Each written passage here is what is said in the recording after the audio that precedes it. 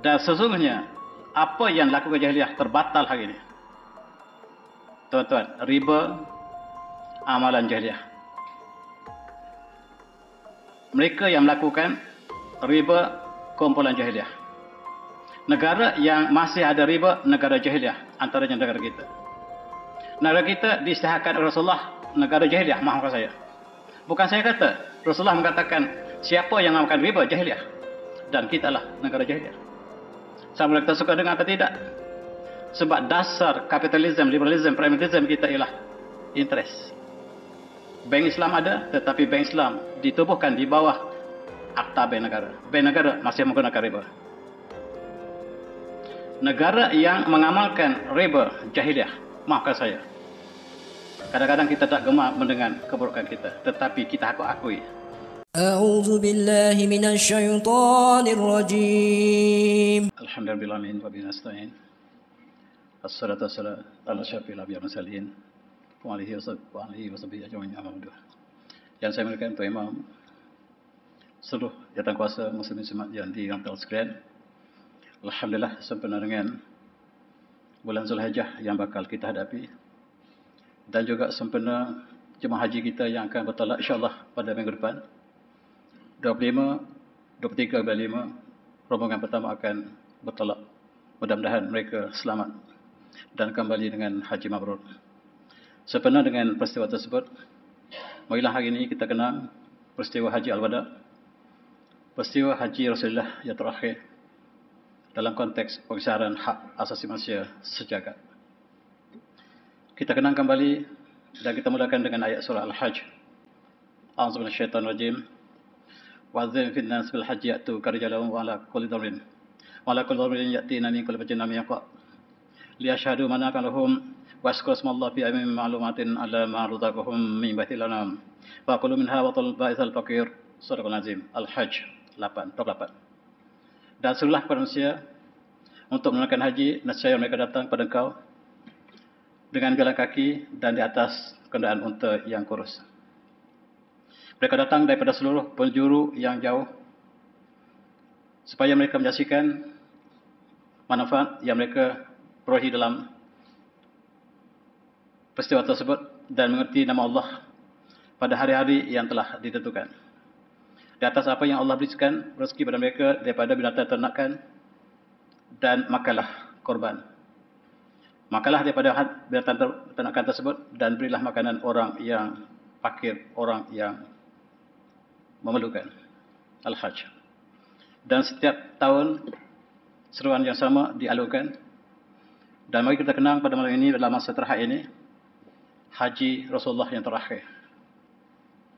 Dan dalam kitab sirah dinyatakan bahawa Rasulullah haji terakhir ini dilakukan pada tahun ke-10 Hijriah. Sebagaimana disebut dalam sirah, Rasulullah mula berangkat daripada Madinah ke Mekah pada akhir Zulkaidah. Kanat hajjatul wada fi sanatil ashirah min al-hijrah. Haitsu tawajjaha an-nabi awakhir Zulqaidah min al-Madinah al-Munawwarah. Mutajihan ila al-hajj muazzinan lin-nas bil hajj. Rasulullah memaklumkan, memberitahu kepada manusia bahawa tahun ini saya akan menunaikan haji. Berkumpul di sekitar Rasulullah seramai 120,000 umat Islam. Kejayaan usaha baginda Rasulullah dalam penyampaian dakwah, dan kita lihat kemuncak kejayaan yang dicapai ialah hari haji Al-Akbar ini yang menggambarkan umat Islam yang begitu ramai bersama baginda Rasulullah. Dan dalam sirah mengatakan bahawa saya baca sebahagian, batan Nabi lailatahu bimiqati Zulhaifah, dan Rasulullah bermalam di Zulhaifah, iaitu di miqat kita kalau kita daripada Madinah. Di situlah miqat. So majah ila Makkah. Wa fi miqat bayanan linas adab al-haram wa sunanhu. Summa tasalla wa saqal hajj bil hajj al-qiran. Rasulullah mengajar para sahabat untuk melakukan ihram dan menyatakan sunat-sunat serta baginda mandi. Kemudian baginda membawa korban yang akan disembelih di Mina pada 10 Zulhijjah. Dalam konteks ini kita juga hari ini umat Islam yang bertolak ke Madinah lebih awal, kita juga mengikuti jejak baginda Rasulullah dan kita akan berihram di sini. Di sinilah Rasulullah bermalam, tetapi kita hanya singgah sekejap. Kita mandi, berihram, berniat dan kemudian meneruskan perjalanan dengan labbaik Allahumma labbaik. Labbaik la syarika lak labbaik. Innal hamda wan ni'mata lakal mulk. La syarika lak. Inilah surah agung yang kita dendang, yang kita laungkan setiap tahun. Merupakan kejayaan, simbol kejayaan Islam yang dibawa oleh baginda Rasulullah SAW. Inilah yang kita hari ini, yaitu miqat kita Zulhaifah, yang kita juga sebut sebagai Bi'ali. Dan kita akan terus ke Mekah. Kita bertabiah dan hari ini kita dengan bas, alhamdulillah. Jarak antara Mekah dengan Madinah sekitar 450 km. Dan kita ambil masa barangkali 5 jam menyeberangi ataupun merentas padang pasir yang tandus.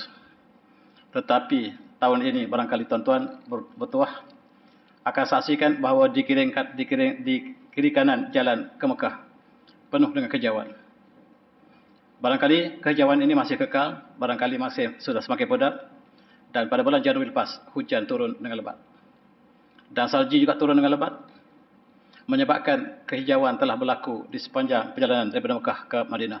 Gambar ini gambar lama, menunjukkan ketandusan. Perjalanan yang tandus, dan sekarang kita dapat saksikan kehijauan mula menjelma di antara Mekah dan Madinah. Apabila sampai di Mekah, Rasulullah tidak segera ke Kaabah. Semata lailata fi Zitwa, al-qarib min al-Makkah, hatta intaha ila Makkah fi Salh, akhir al-Rabi' min Zulhijjah. Rasulullah sampai ke Mekah pada hari 4 hari Zulhijjah. Rasulullah tidak terus ke Mekah tetapi bermalam di Zitwa. Zitwa ialah di atas sebuah tanda tinggi. Di situ ada perigi Rasulullah. Perigi ini wujud sejak Nabi Ibrahim AS. Digunakan oleh para anbiya untuk mandi-manda selepas mereka sampai ke Mekah. Dan itulah rupanya Bi'r Zitwa, iaitu perigi Zitwa. Tetapi orang Malaysia tidak pernah melihat perigi ini. Perigi ini dimusnahkan. Sayang sama sekali kerajaan yang ada sekarang tidak menjadikan kisah perjalanan haji bagi Rasulullah sebagai satu kenangan ataupun sejarah yang ditinggalkan oleh perjalanan Rasulullah. Mereka musnahkan kawasan ini. Alasannya mereka mengatakan kita harus luaskan Masjid Haram. Dan kawasan ini agak jauh daripada Masjid Haram, tetapi mereka menggunakan hujah yang sama. Inilah pemandangan. Dan ahli geologi mengatakan pemandangan sekitar Mekah inilah peta geologi. Rupa-rupanya di bawah padang pasir itu ada air bawah tanah. Subhanallah. Air itulah yang memberikan mata air kepada Telaga Zitwa yang Rasulullah bersama dengan para sahabatnya telah bermalam di situ. Menggunakan perigi tersebut. Dan walaupun kawasan tanah tinggi, tetapi ada air mata air dan telaga perigi ini digunakan oleh seluruh para anbiya dalam sirah baginda. Mengatakan sejak pada Nabi Ibrahim AS, para anbiya yang datang selepas Nabi Ibrahim, akhir sekali baginda Rasulullah yang juga menggunakan perigi yang sama. Sangat bersejarah. Tetapi sayang, kerajaan sekarang tidak ingin melihat perigi ini dikekalkan. Dengan berbagai alasan, termasuklah takut dilakukan khurafat dan sebagainya. Inilah Bi'r yang sebelum dirobohkan. Sangat bersejarah. Rasulullah dengan para sahabatnya bermalam di sini menggunakan air Bi'r, tapi tuan-tuan tak pernah dibawa ke sini.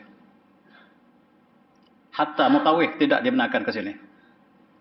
Sebab mereka bakal meruntuhkan seluruhnya.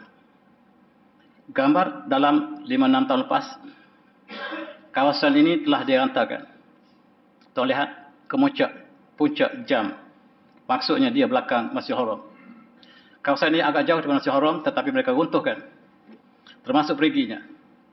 Kerana demi untuk meluaskan Masjid Haram kononnya. Sedangkan di tepi Masjid Haram terdapat hotel-hotel kapitalis yang tidak pernah disentuh. Yang paling rapat hotel dengan pintu Masjid Haram ialah Hotel Hilton. Bukan kita punya. Bagaimanakah boleh berdirinya hotel kapitalis di Mekah? Ini perkara yang dapat kita saksikan. Bahkan kawasan yang paling strategik iaitu di Jabal Umar, sangat hampir dengan Masjidil Haram. Tidak digunakan untuk pembesaran masjid, tetapi diserahkan kepada Hilton. Dan hotel di sekeliling di Masjidil Haram ialah hotel-hotel mereka, bukan hotel kita.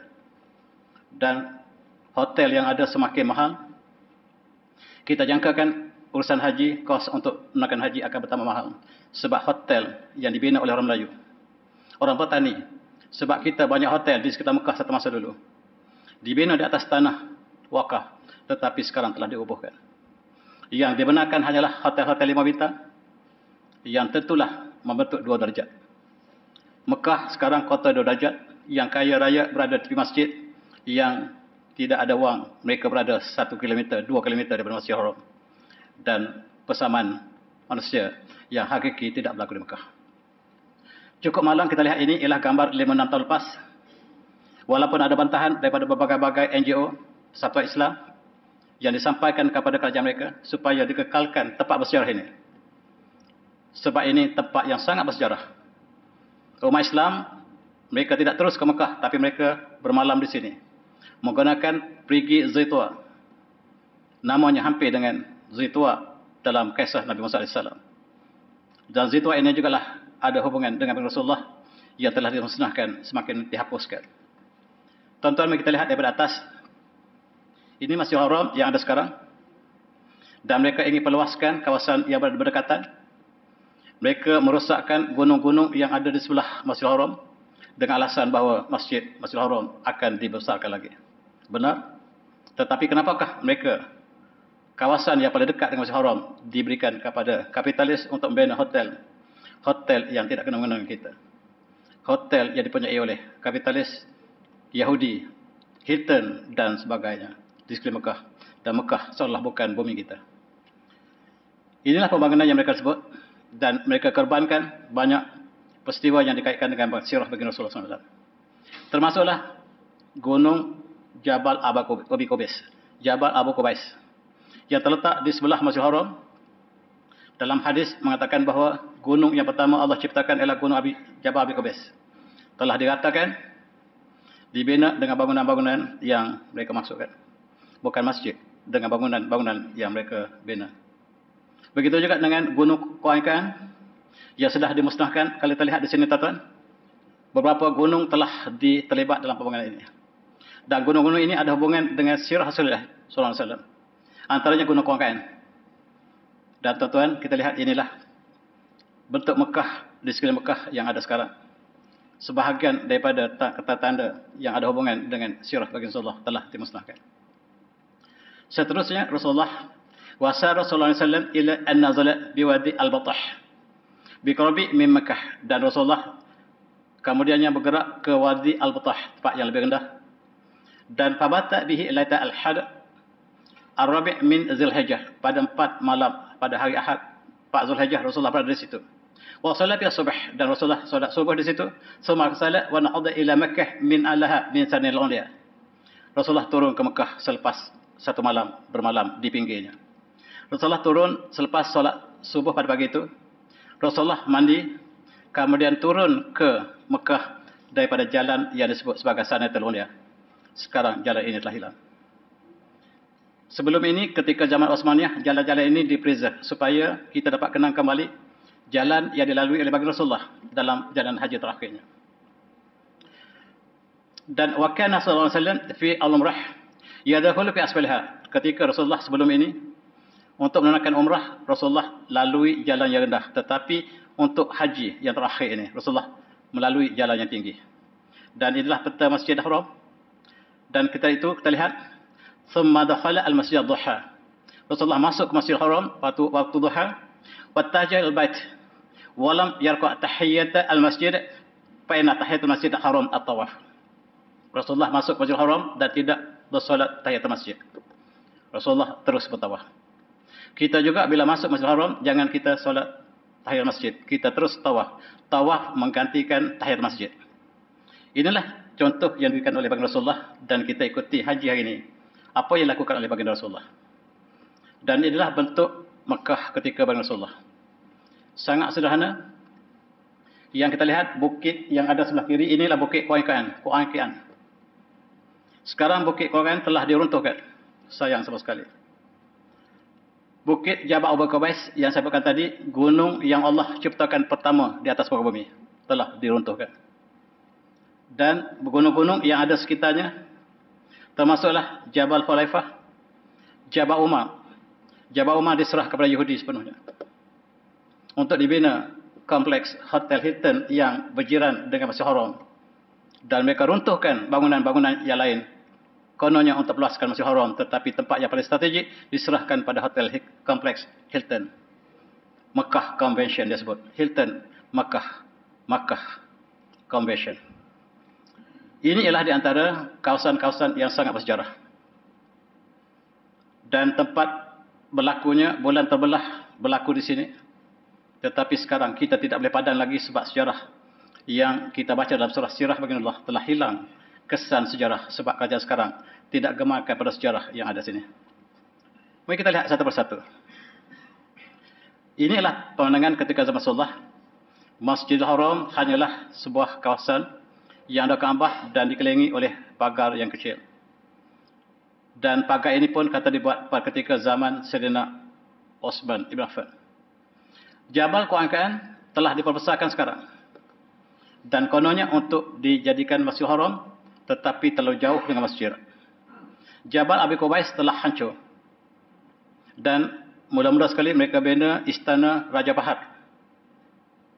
Kemudian Ajyad Al-Kabir, Ajyad Al-Saghir sekarang sedang mengalami pembesaran, dan ulama Melayu selepas jatuhnya kerajaan Osmaniyah, mereka berkumpul di Ajyad Al-Kabir. Dan Ajyad ini dari kampung Melayu. Tuan-tuan yang datang umrah ataupun haji, silalah naik ke atas bukit Ajyad dan kita dapat kenang betapa satu masa dulu ulama agung kita mengajar di Masjidil Haram, tetapi sekarang mereka tidak benarkan lagi. Mereka hanya mengajar di rumah mereka di atas bukit Ajyad, dan ada beberapa orang pelajar yang masih setia dengan mereka. Satu masa dulu ketika Syekh Ahmad Tani, Syekh Dawud Al-Tani, Masjidil Haram ialah tempat mereka mengajar. Kerajaan Osmaniyah membenarkan ulama Melayu untuk mengajar di Masjidil Haram, tetapi apabila jatuhnya kerajaan Osmaniyah, ulama Melayu tidak dibenarkan lagi untuk mengajar di Masjidil Haram, kecuali ada beberapa orang saja.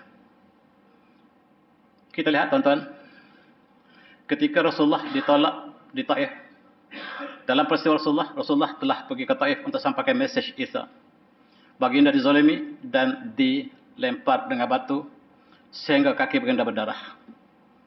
Dan Rasulullah balik ke Mekah dan duduk di tepi bukit Jabal Qur'an. Di sini Rasulullah duduk di kawasan Kaabah. Di kiri kanannya ada Jabal Qur'an dan Jabal Abu Qubais.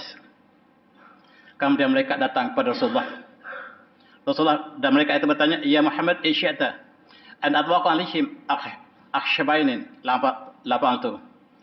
Wahai Muhammad, sekiranya Tuhan hamba ingin saya angkat gunung ini, dua gunung, Kuangkaan dan Jabal Abu Qubais, dan saya hempak ke atas mereka. Nescaya sekiranya Tuhan hamba ingin saya lakukan, saya lakukan. Rasulullah mengatakan jangan.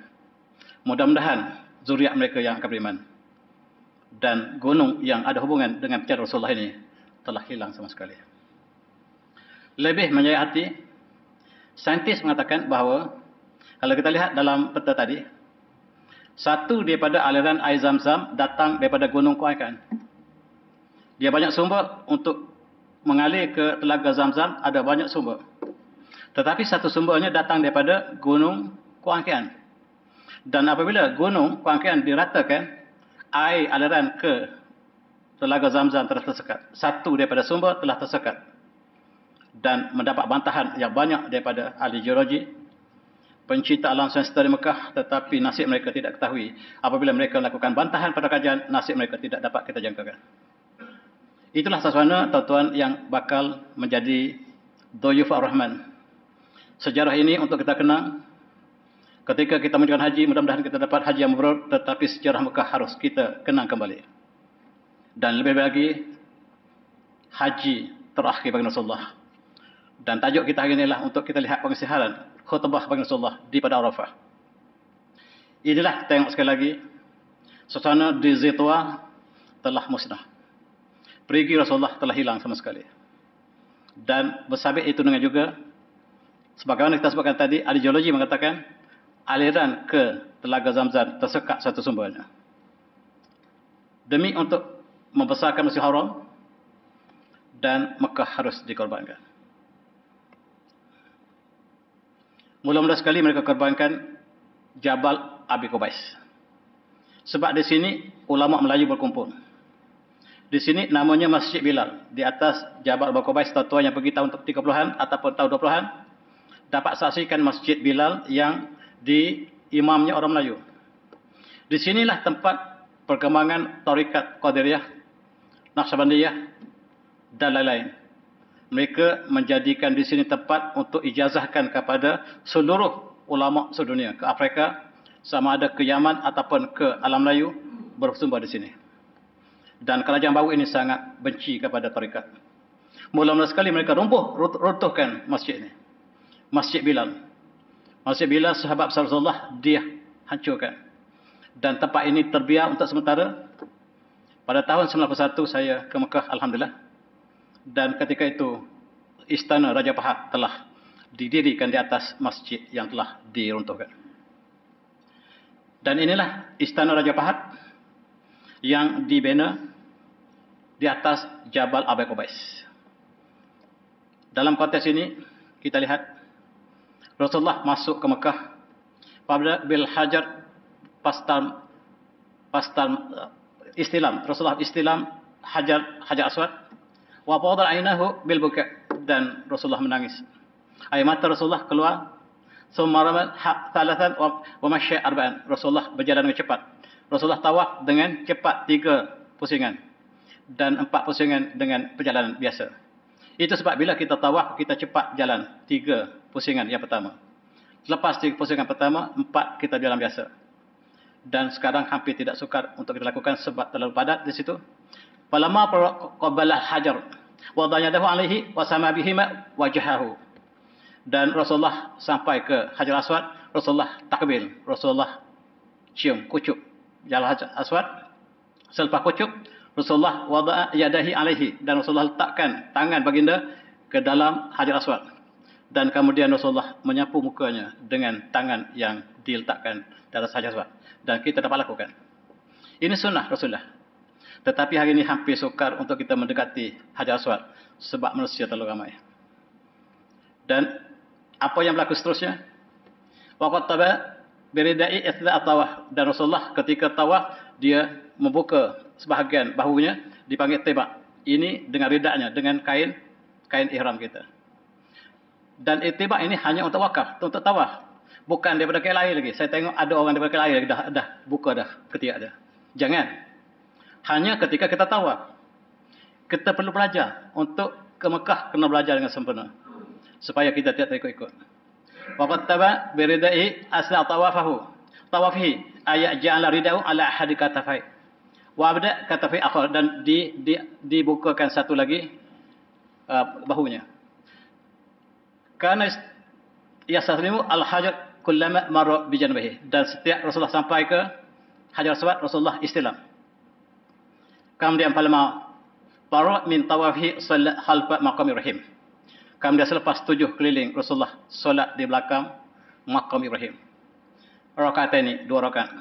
Summa tahja ila Safa, kemudian Rasulullah pergi ke Safa. Summa dana minhu qara'a inna Safa wal Marwa min syairillah. Kemudian Rasulullah baca ayat Quran inna Safa wal Marwa min syairillah. Abda bima badallah bih, dan kita mulakan sa'i daripada tempat yang Allah mulakan. Allah sebut inna Safa wal Marwa. So kita mula pada Safa. Dan itulah haji Rasulullah. Dan tuan-tuan yang hormati, selepas baginda telah sa'i, baginda Rasulullah mengadakan haji kiran. Orang Malaysia banyak lakukan haji tamattu'. Ada juga sebahagian mengadakan haji ifrad, tetapi baginda Rasulullah melakukan haji kiran.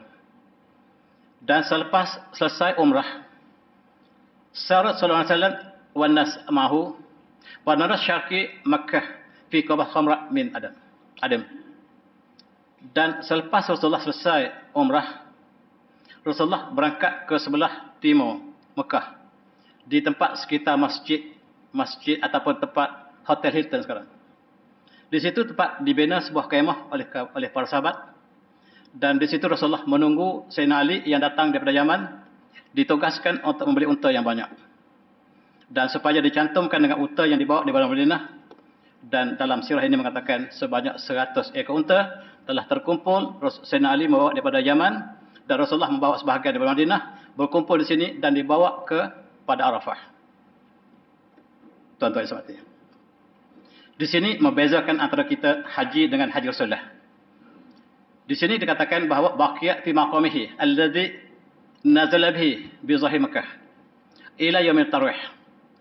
Dan pada 8 hari bulan Zulhijjah, kita panggil hari tarwiyah, Rasulullah berangkat daripada Mekah tempat kemah tadi, arba' ayyam yuqasar salah. Dan Rasulullah 4 hari melakukan qasar solat. Pada hari Ahad, Isnin, Selasa dan hari Rabu, Rasulullah berada di kawasan Hotel Hilton sekarang. Tetapi sayang, tempat itu telah kita tidak tahu lagi. Kerajaan sekarang tidak gemar untuk kita tahu di manakah Rasulullah berada sebelum talak ke Mina ataupun ke Arafah. Kemudian di sini dikatakan wa mimma ajara min ahdath. Ada satu peristiwa di sini.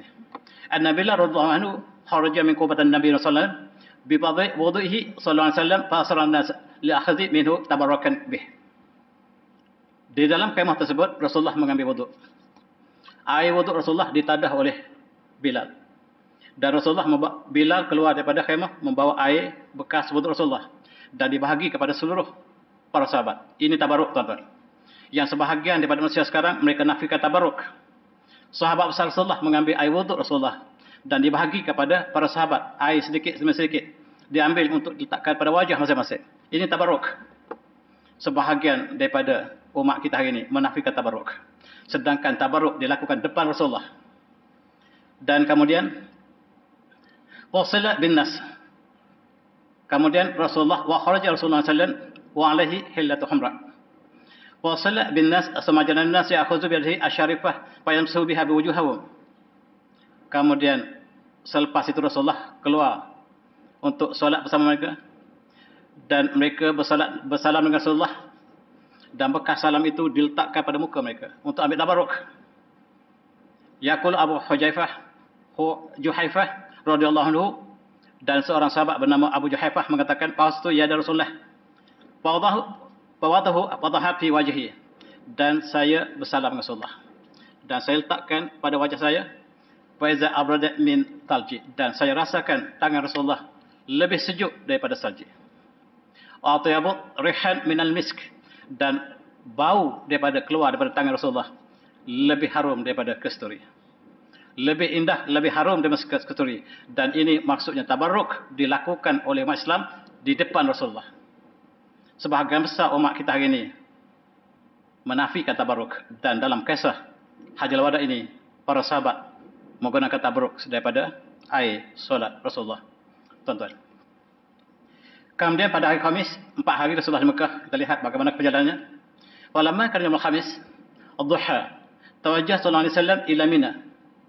Dan pada hari Khamis, 8 Zulhijjah, Rasulullah pergi ke Mina. Umat Islam Malaysia dia bawa ke Eropah, ke Arafah.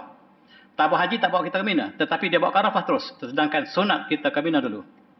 Hari Tarwiyah kita pergi ke Mina dulu. Dan ila Mina Panazal bihi wa sallat fiha az-zuhr wal 'asr, dan Rasulullah solat zuhur dan asar secara jamak. Wa batigha, dan Rasulullah tidur di Mina dulu sebelum ke Arafah, tidur di Mina, tapi amalan kita Malaysia terus ke Arafah. Falamma talat asy-syamsu, pagi esok apabila timbulnya matahari, muncul matahari, sar Rasulullah sallallahu ila Arafah, barulah pergi ke Arafah pada pagi esok. Ini cara Rasulullah lakukan haji al-wada supaya kita dapat mengertinya dengan sempurna. Tetapi sekarang oleh kerana suasana yang sukar untuk kita ikut satu persatu, tetapi itulah yang dilakukan oleh baginda Rasulullah. Kemudian falamma ta'ala syamsu saran Rasulullah sallallahu ila Arafah. Esok pada hari 9 baru Rasulullah ke Arafah. Orang Malaysia pergi 8 lagi. Sebab kita berjaga-jaga supaya seluruh jemaah kita sampai ke Arafah pada masa yang tepat.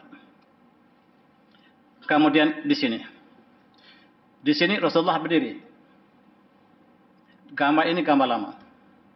Di sini Rasulullah berkhutbah. Dan tempat itu adalah satu batu yang besar, ada bayang. Dan Rasulullah berdiri di bawah batu ini. Dan Rasulullah berkhutbah, dan insyaAllah kita sebut apakah khutbah Rasulullah. Sayang hari ini tuan-tuan, tempat ini kerajaan Saudi telah konkret, tidak ada lagi. Mereka tidak ingin supaya kita tahu di manakah Rasulullah berdiri. Mereka konkret. Beberapa tahun lepas yang saya kunjungi, tempat ini sudah tidak ada lagi. Mereka konkret dan kita tak lihat lagi di manakah tempat yang sebenarnya tempat Rasulullah berdiri, tempat Rasulullah baca khutbah yang istiharkan hak asasi manusia sejagat. Inilah tuan-tuan, Rasulullah bersabda di sini. Pada hari Arafah, Rasulullah buat khutbah yang cukup indah. Mari kita kenang sebahagiannya. Ini diriwayatkan oleh Imam Bukhari dan Imam Muslim. Daripada Abu Bakrah, Rasulullah membuat khutbah yang cukup indah. Yang pertamanya pada hari Arafah, yang keduanya pada hari Korban, iaitu pada 10, 9 dan 10. Kita baca yang 10 dulu. Rasulullah berkata, "Inna zaman qad istadar ka hatta yawma khalaqallahu samawati. As-sanah 12 syahran, minha arba'atun hurum, salatun mutawalliyat Dzulqa'dah wa Dzulhijjah wa Muharram wa Rajab mudhar alladhi baina Jamadai wa Sya'ban." Dan masa telah beredar sebagaimana Allah ciptakan langit dan bumi. 1 tahun di sisi Allah ialah 12 bulan. Di antara bulan-bulan itu ada 4 bulan yang haram, arba'atul hurum. Dan 3 berterutan, iaitu Dzulqa'dah, Dzulhijjah, Muharram. Dan satu lagi ialah di antara Jamadah dan Sya'ban, iaitu Rajab. Satu lagi bulan ialah Rajab, ia terpisah daripada 3 kawannya. 3 bulan ini harus kita hormati, tidak boleh pertumpahan darah, tidak ada peperangan, dan tidak ada sebarang kegiatan peperangan. Apakah tentera Malaysia iktiraf 4 bulan ini dalam latihan mereka? Latihan perang tidak boleh lakukan dalam 4 bulan ini. Apakah kita iktiraf bulan ini? Ataupun kita tak pernah kisah? Sebenarnya kita tak pernah kisah. 1 tahun ada 4 bulan. 4 bulan ini tidak boleh kita melakukan kegiatan peperangan kecuali kita diperangi. Dan Rasulullah mengatakan, "Ayu syahrin hadza." Tengok tuan-tuan, cukup indah cara Rasulullah. Bila ingin sebutkan satu perkara yang penting, Rasulullah gunakan kaedah soalan. Dan inilah yang digunakan dalam public speaking. Public speaking sekarang salah satu cara ialah dengan tanya soalan. Dan dalam konteks ini Rasulullah bertanya, "Ayu syahrin hadza." Ini bulan apa? Qulna Allah Rasulullah a'lam. Dan Allah dan Rasul lebih tahu. Fasakata hatta zanana annahu sayusamihi bighayri ismih. Kami sangka Rasulullah akan menamakan dengan bulan lain. Alaysa Dzulhijjah? Dan Rasulullah apabila sahabat tidak mengetahui, apakah ini bulan Dzulhijjah? Maka kami jawab, ya.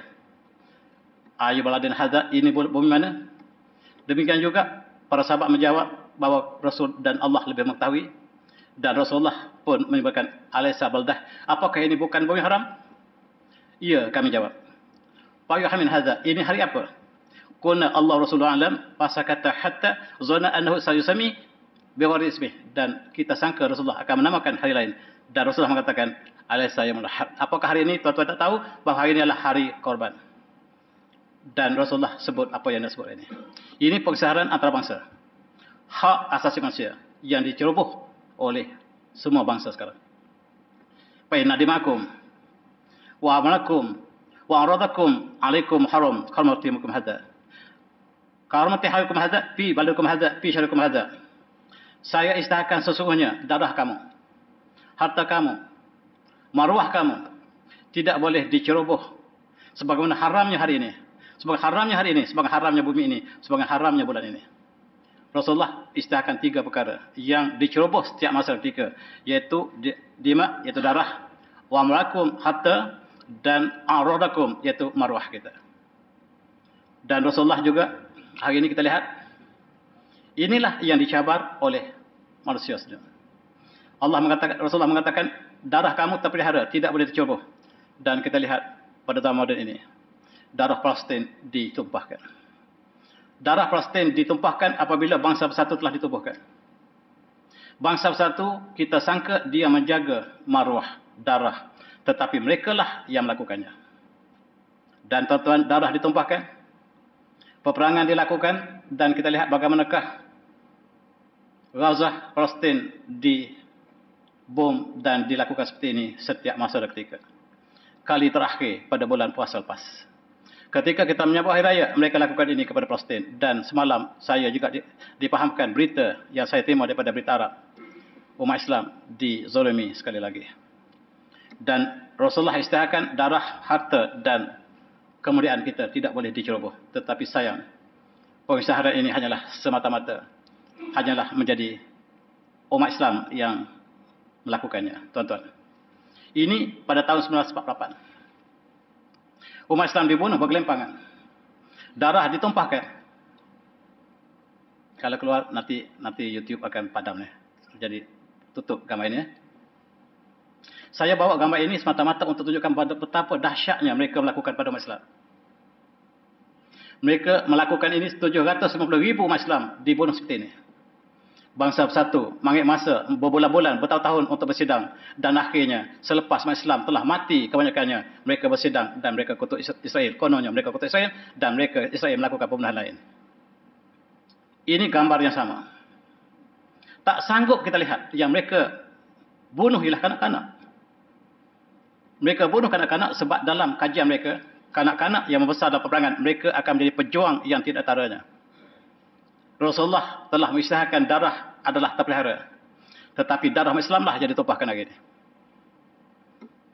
Tuan-tuan, di Bosnia, bangsa bersatu melihat, dan apabila umat Islam dibunuh di Bosnia, bangsa bersatu menghantar wakil mereka daripada pasukan Belanda. Pasukan Belanda bersama-sama membunuh umat Islam di Bosnia. Pasukan Belanda sama-sama merogol bersama dengan pasukan Bosnia, bersama dengan pasukan Serbia untuk memperkosa umat Islam. Dan inilah kemuliaan yang Rasulullah sebut tadi, haram dicerobohi. Kemuliaan, harta dan nyawa harus dipelihara, tetapi dilakukan oleh bangsa bersatu sendiri. Pasukan tentera Belanda melakukan pembunuhan bersama dengan tentera Serbia, tuan-tuan. Cukup malam. Dan kita lihat bagaimanakah pembunuhan dilakukan di Bosnia pada tahun 1995. Pada masa yang sangat moden, ketika bangsa bersatu telah ditubuhkan, rupa-rupanya mereka menggunakan bangsa bersatu untuk membunuh Islam sampai hari ini. Tuan-tuan yang semati, ini gambar beberapa tahun lepas. Kita sangka sebanyak 8,000 umat Islam dibunuh di Bosnia, di bandar tertentu, di bandar Srebrenica. Tetapi ditemui banyak lebih daripada 8,000. Bila digali, kita lihat mayat bertimbun-timbun dalam kawasan yang lembah. Ini yang statistik yang resmi. Yang tak resmi lebih banyak lagi daripada yang resmi. Darah diceroboh oleh bangsa bersatu. Sebab yang menjaga bagi bangsa bersatu ialah pasukan Belanda. Sebelum pasukan Malaysia sampai. Bila sampai pasukan Malaysia, barulah reda pembunuhan ini. Tuan-tuan. Bangladesh, Myanmar, India, umat Islam diceroboh setiap masa dan ketika. Tengok apa yang berlaku di Myanmar. Mereka membunuh umat Islam. Mereka membakar umat Islam. Nyawa mereka seolah tidak ada ismah sama sekali. Dan bangsa bersatu dilakukan depan ketika bangsa bersatu sedang bersidang. Bangsa bersatu tangguh untuk bersidang apabila umat Islam dibakar di sini. Tengok tuan-tuan mayat umat Islam. Ya tak sanggup kita tunjukkan gambar ini. Saya pasti YouTube akan padamkan gambar ini. Dan bagaimanakah seterusnya Rasulullah membuat ucapan yang cukup indah, tuan-tuan, dengan ucapan Rasulullah dalam masa yang terakhir ini. Ijmahaduhu mi'ata alfir warbah washrun. Tadi saya kata 120,000. Sebenarnya 124,000. Di depan Rasulullah seramai 124,000 umat Islam di hari haji terakhir baginda. Dan faqama fihim khatiban. Rasulullah berkhutbah kepada umat Islam. Dan dengar khutbah Rasulullah. Ayuhan nas, wahai manusia sekalian, isma'u qawli, dengar baik-baik perkataan saya. Fa inni ladri la'li la'alqakum ba'dami hadza bi hadzal mawqif abadan. Saya tidak tahu. Saya rasa kita tidak akan bertemu lagi di sini. Saya rasa kita tidak akan bertemu lagi selepas tahun ini di bumi ini buat selama-lamanya. Rasulullah membayangkan baginda akan wafat. Rasulullah mengatakan la adri fa inni la adri la'alli la'aqakum ba'dami hadza bi hadzal mawqif abadan. Saya tidak tahu, saya rasa kita tidak akan bertemu lagi selepas tahun ini. Dan Rasulullah sebut sekali lagi, inna dimakum wa amlakum haramun alaikum karmati yamukum hadza. Dan sesungguhnya darah kamu, harta kamu haram untuk dicerobohi. Sebagaimana haramnya hari ini. Fi syahrikum hadza, pada bulan yang haram seperti ini. fi baladikum hadza, seperti di bumi yang haram ini. Ala kulli syai'in amrun jahiliyah tahta qadami mawdu'. Dan setiap amalan jahiliyah telah terbatal hari ini. Saya letakkan amalan jahiliyah di bawah tapak kaki saya. Wa dima'ul jahiliyah mawdu'ah. Hutang darah ketika jahiliyah telah terbatal hari ini. Tuan-tuan, orang jahiliyah ketika mereka membunuh satu kaum membalasnya, dibalasnya berulang-ulang kali, tidak pernah tamat. Rasulullah mengisytiharkan hari ini hutang darah telah terbatal. Wa dima'ul jahiliyah mawdu'ah. Wa awwalu damu awal dami min dima'in dam Ibnu Rabi'ah bin Harith. Dan saya isytiharkan hutang darah daripada keluarga Ibnu Rabi'ah bin Harith terbatal. Dan tuan-tuan, riba jahiliyah maudhu'. Dan saya isytiharkan pada hari ini, riba jahiliyah terbatal hari ini. Dan riba yang paling awal saya batalkan ialah riba pakcik saya sendiri, iaitu riba Abbas bin Abdul Muttalib. Fa'innahu maudhu' kulluh. Dan fa'innahu maudhu' kulluh. Dan sesungguhnya apa yang lakukan jahiliyah terbatal hari ini. Tuan-tuan, riba amalan jahiliyah. Mereka yang melakukan riba kumpulan jahiliyah. Negara yang masih ada riba, negara jahiliyah, antaranya negara kita. Negara kita diisytiharkan Rasulullah negara jahiliyah, maafkan saya. Bukan saya kata, Rasulullah mengatakan siapa yang melakukan riba jahiliyah, dan kitalah negara jahiliyah. Sama kita suka dengar atau tidak? Sebab dasar kapitalisme, liberalisme, pragmatisme kita ialah interest. Bank Islam ada, tetapi bank Islam ditubuhkan di bawah akta bank negara. Bank negara masih menggunakan riba. Negara yang mengamalkan riba jahiliyah, maafkan saya, kadang-kadang kita tak gemar mendengar keburukan kita, tetapi kita akui. Tuan-tuan yang semati, orang Yahudi yang mengamalkan riba ialah kumpulan yang dihalau Rasulullah. Ketika berada di Madinah, kumpulan Yahudi menggunakan riba yang sangat tinggi. Dan melipat ganda setiap hari mereka kenakan interest. Dan Rasulullah halau selepas mereka mengkhianati Rasulullah. Dalam peperangan Bani Quraidah dihalau keluar daripada Madinah. Dan mereka bertebaran ke seluruh dunia. Dan mereka mengamalkan di mana saja mereka pergi, mereka membawa riba interest ke mana saja mereka pergi. Mereka sampai ke Eropah, mereka sampai ke Rusia, mereka sampai ke Amerika. Dan mereka menggunakan bank riba yang terasas sampai hari ini. Keluarga yang paling kaya ialah keluarga Rothschild. Pagi tadi saya ceritakan kepada Rothschild di satu masjid di Bangi. Dia ada 5 orang anak dan mereka lah yang memiliki lebih separuh daripada harta dunia hari ini. Dan mereka lah yang menaja US dollar. US dollar ialah wang yang tidak ada sebarang komoditi.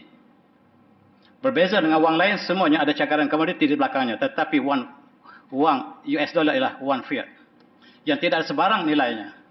Dan oleh sebab itu dunia minta supaya kita sama-sama menolak wang yang tidak ada nilainya.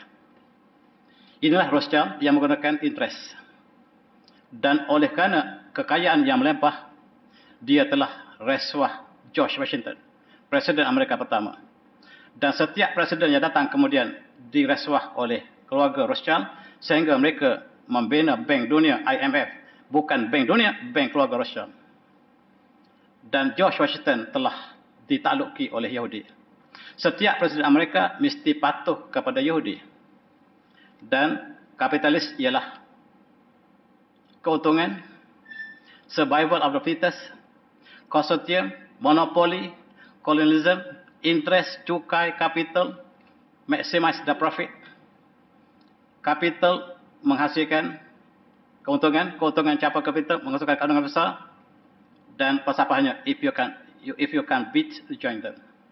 Kalau tak boleh kalah mereka, kita bersama mereka. Dan sekarang kapitalis telah menjajah seluruh dunia. Termasuklah hotel-hotel di sekeliling Mekah, semuanya dipunyai oleh kapitalis. Dan Mekah sudah bertukar menjadi kota kapitalis. Hotel-hotel yang dibina di sekitar Mekah, hotel-hotel kapitalis. Hilton yang megah di luar Masjid Haram ialah kota mereka. Dan itulah yang saya ingin sebut, tuan-tuan. Ini adalah wang puaka. Siapa yang menggunakan interest yang sangat menakutkan.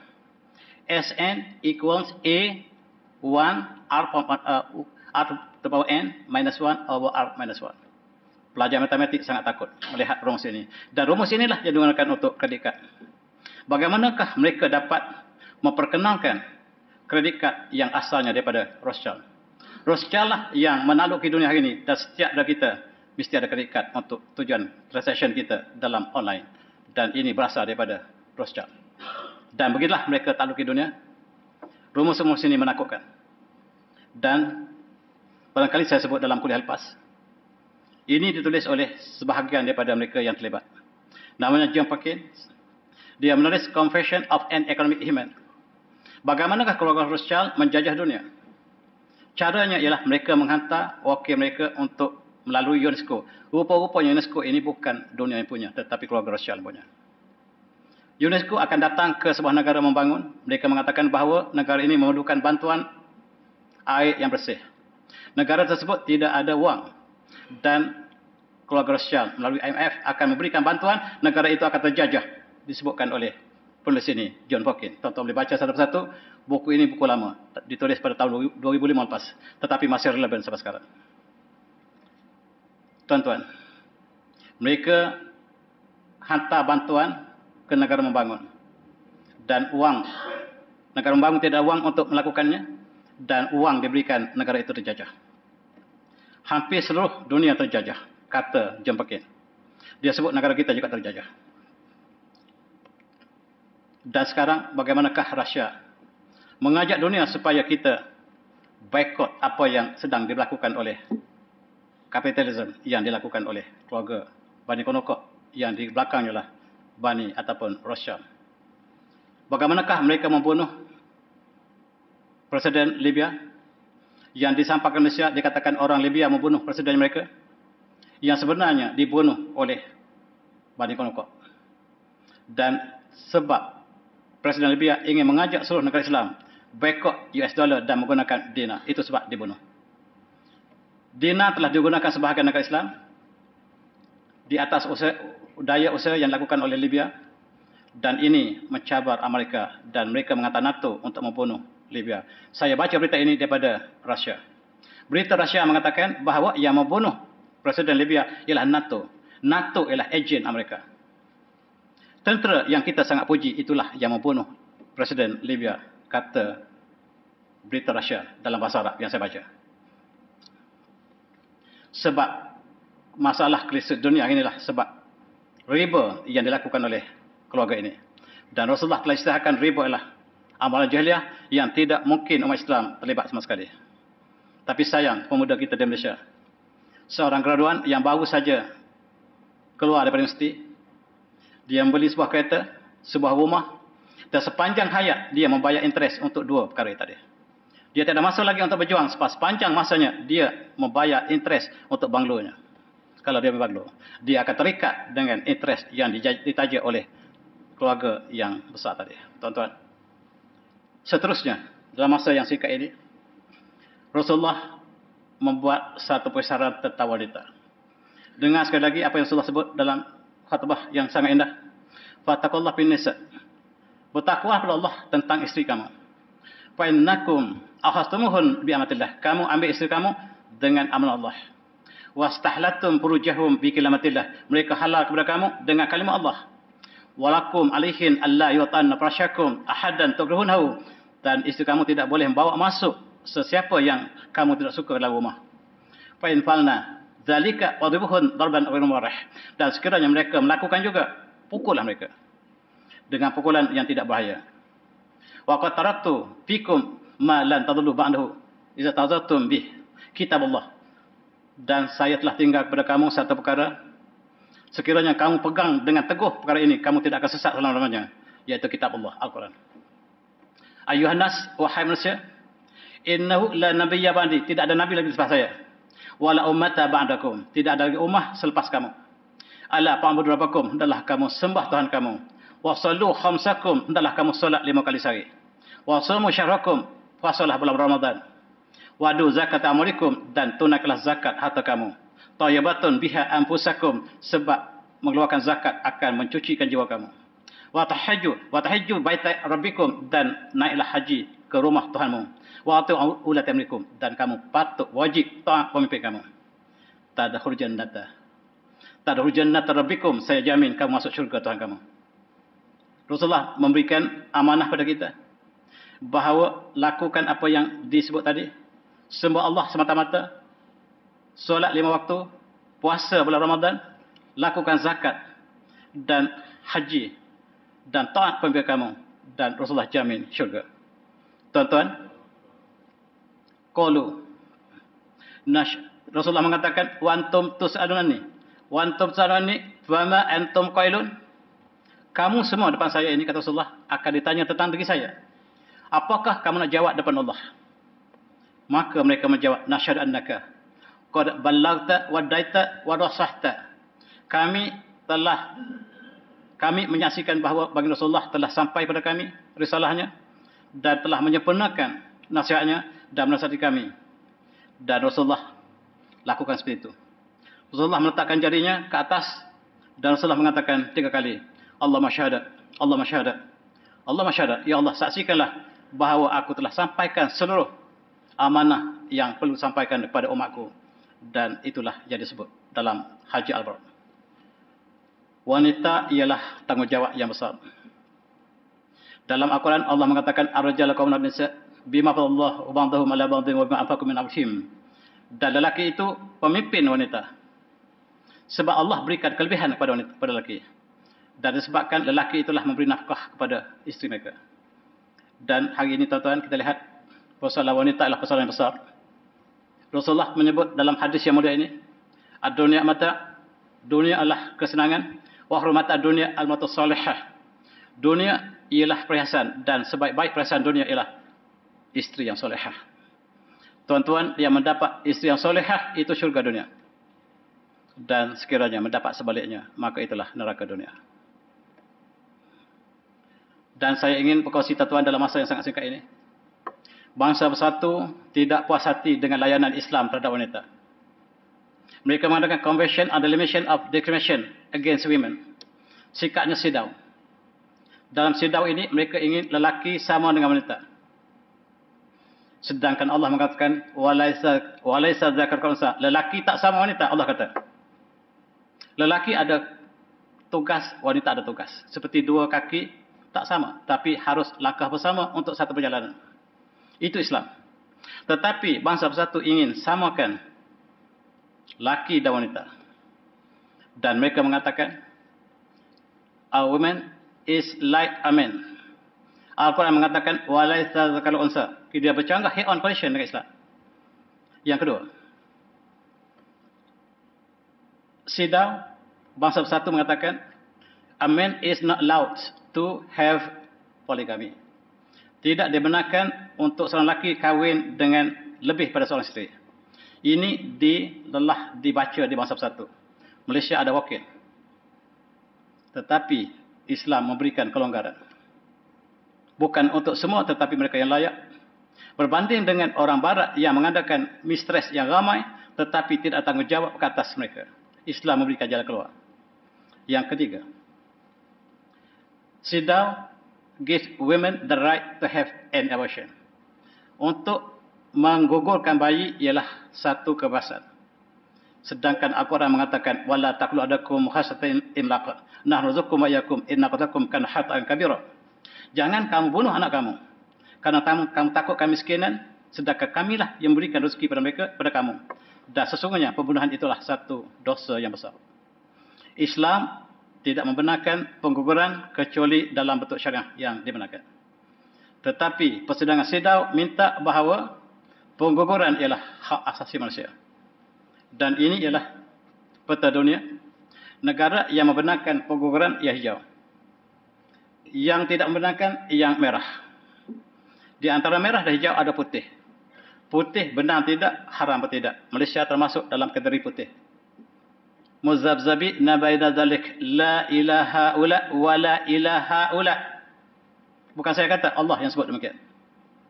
Hijau tidak, merah tidak, dan kita muzabzabi nabaida dzalik. La ilaha ula wa la ilaha ula. Sayang tuan-tuan, apabila barat memberikan hak untuk menggugurkan bayi 3/4 dunia menggugurkan bayi dengan bebas. Malaysia yang tidak membenarkan, tetapi dianggarkan 96,000 wanita menggugurkan bayi setiap tahun di Malaysia. Ada 240 klinik yang menawarkan perkahwinan jani di Malaysia. Di Kuala Lumpur sangat banyak, tapi haram. Tetapi dilakukan. Seorang pocik memberitahu saya, pagi-pagi saya pergi ke belakang klinik tersebut, klinik yang dia sebut. Saya pungut janin yang digugurkan dalam tos apa. Saya balik, tak kiralah dia Muslim Taslim, saya kebumikan.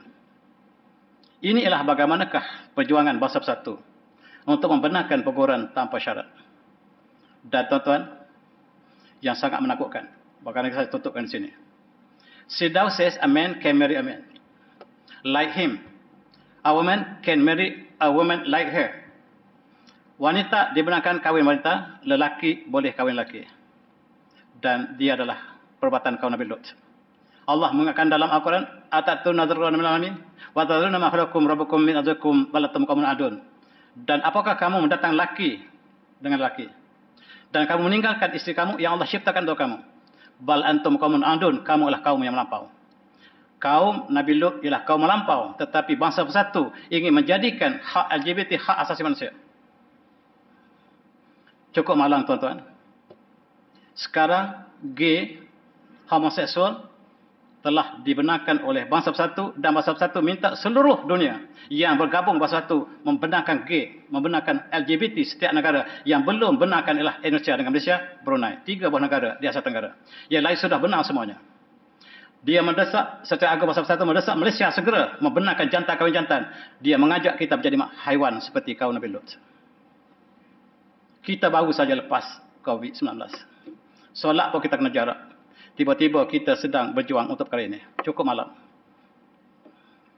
Tuan-tuan, inilah peta di mana LGBT ataupun homoseksual dibenarkan. Hampir 45 dunia. Hampir 80% dunia telah membenarkan jantan kahwin jantan.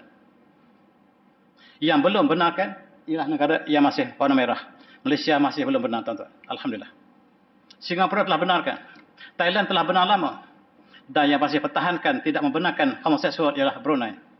Brunei mengatakan siapa yang melakukan homoseksual, kami akan rejam dia. Malaysia tidak sampai seperti itu.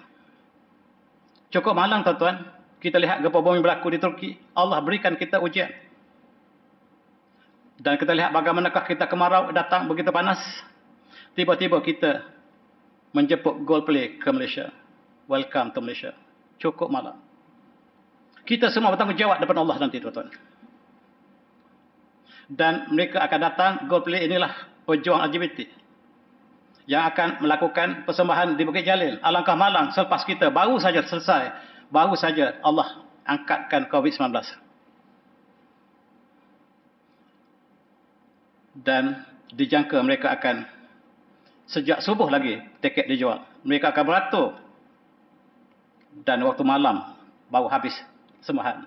Akan berlaku di Bukit Jalil. Baru saja kita menghadapi malapetaka yang Allah satu-satu bagi kepada kita. Dan apakah kita masih belum insaf? Apakah kita membawa bala yang besar? Dan sebab inilah kehendak bangsa bersatu.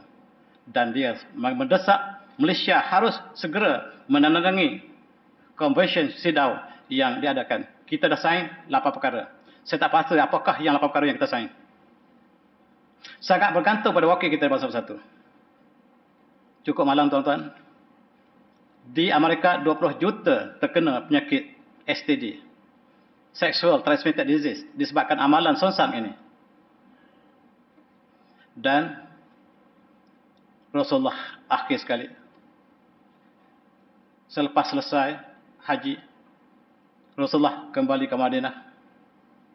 Pada bulan Ramadan tersebut, annahu itakafa fi Ramadan fi satir asyirah Ishriman. Rasulullah bertikaf di bulan Ramadan pada tahun ke-akhir kematian, kewafatan baginda 20 hari. Selalunya 10 malam terakhir baginda itikaf. Tetapi tahun terakhir, tahun 10 Hijriah, Rasulullah mengambil masa 20 hari. Wa qala fi hajjatul wada inni ladri la'li laqakum badami hadza bi hadzal mawqif abadan. Dan Rasulullah peringatkan dalam di Haji Wada di Padang Arafah, saya tidak tahu, barangkali kita tidak akan bertemu lagi selama-lamanya selepas ini. selepas tahun ini di bumi ini.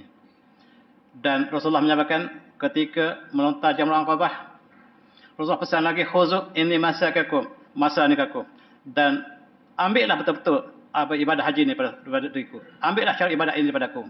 Jangan lakukan selain pada yang saya lakukan. Walillah haja pada nami hamil hada. Barangkali saya tidak akan haji lagi selepas ini. Tengok betul-betul apa yang saya lakukan sekarang. Ambil manasik ini betul-betul, jangan tersalah, sebab barangkali depan saya tidak datang lagi. Rasulullah membayangkan baginda akan wafat. Para sahabat telah sedar apabila turunnya ayat surah An-Nas. Iza ja'a Rasulullah al-Fatih. Maka bila turun ayat itu, para sahabat mengetahui bahawa kejayaan telah diberikan kepada Rasulullah, dan maksud Rasulullah di atas bumi adalah untuk sampaikan mesej. Maka apabila sampainya al-yawma akmaltu lakum dinakum, apabila hari ini disempurnakan agama kamu, para sahabat menangis. Dan pada 11 Hijrah, pada awal Safar, Nabi Rasulullah telah pergi melawat kubur Uhud sebagai mengucap selamat tinggal. 11 Safar, baginda Rasulullah keluar ke Uhud, melawat kubur dan mengucapkan selamat tinggal kepada para syahadat. Dan inilah amalan melawat kubur ialah syar'i. Sebahagian daripada kita hari ini melarang untuk melawat kubur. Rasulullah sendiri hari kematiannya, 3 hari sebelum kematiannya, telah melawat kubur Uhud. Dan Rasulullah menyebut, ini barakalakum wa ana syahidanikum wa ana syahidanikum, saya menjadi saksi pada kamu. Wa ani la anzur illa hawdi al-an, saya telah lihat kolam Al-Kautsar yang Allah anugerah pada saya. Wa ini utitu mafatihal ard, saya diberikan segala kunci dunia. Au mafatihal ard. Wa ini wallahi ma akhawanikum an tasyriku ba'di, dan saya tidak takut kamu syirik selepas saya. Walakinni akhawanikum an tanafasu fiha, dan saya bimbang kamu berebut-rebut ke keduniaan dan kamu akan berpecah. Itulah pesan Rasulullah terakhir, dan baginda Rasulullah pun wafat selepas beberapa hari selepas itu. Dan Rasulullah menyebut, ala la yamut hadun minkum illa huwa yuhsinu dzanna billah. Janganlah kamu mati dalam keadaan kamu sangka buruk pada Allah. Hendaklah kamu sangka baik pada Rasulullah ketika kamu mati. Dan Rasulullah juga pesan, la'natullah ala al-yahud wa nasara, dan Allah melaknat Nasara dan Yahud sebab mereka mengambil mengkubur ambil mereka sebagai masjid. Dan yahzaru ma sanam, dan jangan kamu lakukan apa yang dilakukan oleh Yahudi. La yakan dinan fil ardh, dan tidak ada dua agama yang akan wujud bersama di bumi Arab, dan hanya Islam saja yang muncul di bumi Arab. Sekarang tuan-tuan telah tercabar sebab UAE telah menubuhkan agama One World Religion di Dubai, dan telah mencabar hadis Rasulullah. Sebab Rasulullah mengatakan, la yakan dinan bil ardh, dan tidak mungkin dua agama wujud bersama di bumi Arab. Dan Rasulullah akhir kalamnya, as-salah wa ma malakat aymanukum, salah pesan Rasulullah terakhir. Dan itulah kisah terakhir baginda wafat selepas baginda menunjukkan haji wada. Dan saya agak panjang hari ini, dan saya sudahi dengan wabillahi taufiq. Assalamualaikum warahmatullahi wabarakatuh. Tasbih sallallahu alaihi wasallam.